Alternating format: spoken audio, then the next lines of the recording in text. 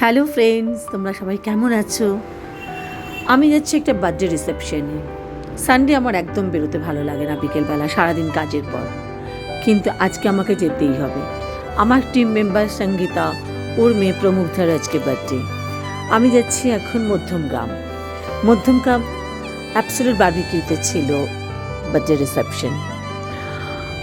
প্রমুগ্ধা একটা ভীষণ মিষ্টি, প্রেটি, অ্যাডোরেবল একটি মেয়ে। মাও খুব বিউটিফুল, খুব সুন্দর দেখতে সঙ্গীতাকে। তো ওর মেয়ের বার্থডে আমাকে যেতেই হবে। আর আছে ওর একটা ছোট্ট ভাই, ভীষণ সুইট। আমরা সব টিম মেম্বার্সরা একসাথে মোটামুটি পৌঁছে গেছিলাম।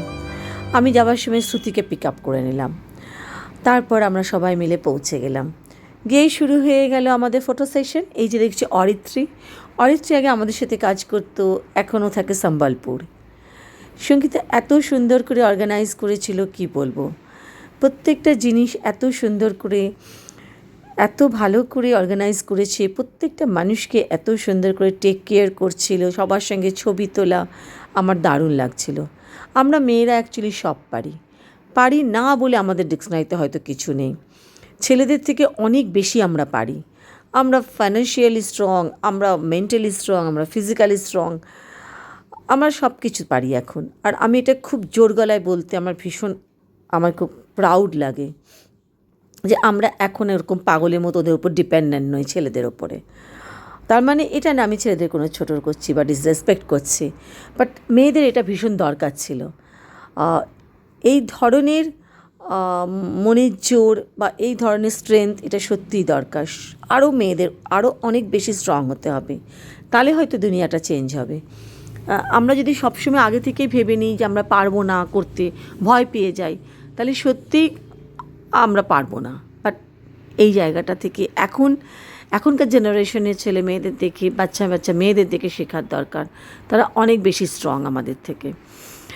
আর সঙ্গীতা এত সুন্দর করে অ্যারেঞ্জ করেছিল, দারুণ ছিল।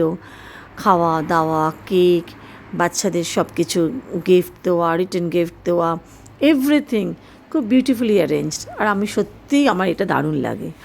আর বাড়িতে করলে আজকাল দেখো রান্না করবে, তারপর টেক কেয়ার করবে, এগুলো সত্যিই হয়ে ওঠে না আজকাল। যে জন্য বাড়িতে বিয়ের প্রোগ্রামও কেউ করতে চায় না, বাড়িটা ভীষণ মেস হয়ে যায়। আর এতগুলো লোককে বাড়িতে কোথায় বা ডাকা পসিবল হয় বলো? তার জন্য এই ধরনের রেস্টুরেন্টগুলো আমাদের খুবই হেল্প করে, বা ব্যাঙ্কোয়েটগুলো। আর এটা খুব স্পেসিয়াস ছিল। কেকটা ছিল ভীষণ সুন্দর, সব বাচ্চারা মিলে কেক কাটিং। তবে হ্যাঁ, বাচ্চাদের জন্মদিন আজকাল বাচ্চারাই কম, মায়েরাই বেশি। আমরা সব দেখো, ওর যা অফিস কালিগরা আমরা এত, তাছাড়া রিলেটিভসরা, বাচ্চা কটা ছিল বলো? সেটাই একটু মন খারাপে। উচিত অ্যাকচুয়ালি বাচ্চাদের ছেড়ে দাও, মারা বাইরে বসে থাকো, কিন্তু আমরা পারি না, সেটা উল্টোটাই হয়। বাট আমরা কিন্তু জমিয়ে আড্ডা মেরেছি, জমিয়ে মজা করেছি। অফিসের পর টিম মেম্বাররা মিলে সত্যিই কোথাও সেভাবে আমাদের যাওয়া হয় না। সেই জন্য এই ধরনের সেলিব্রেশনসগুলো আমাদের সবাইকে এক করে দেয়, আমরা মিস করতেও চাই না।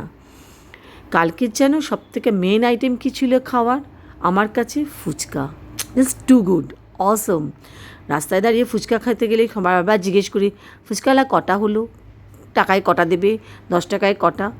আর এখানে নিশ্চিন্তে তুমি খেয়ে যাও। আমি তো পেটই ভরিয়ে ফেলেছি ফুচকা দিয়ে, দারুণ ছিল। স্টার্টারগুলো ছিল ভীষণ সুন্দর, কেকটা ভীষণ ভালো। মেন কোর্স ভালো খারাপ আমি ওদিকে যাচ্ছি না, বিকজ আমার এগুলো খেতেই বেশি ভালো লেগেছিলো। আর ছিল হট গোলাপ জামুন। এই হচ্ছে বার্থডে বেবি, প্রেটি আমার কাছে অ্যাডোরেবল প্রমুগ্ধার। এই যে প্রমুগ্ধার মা সঙ্গীতা, একে ছিল চাঁদের হাট। অরিত্রীয় সম্বলপুর থেকে ছিল।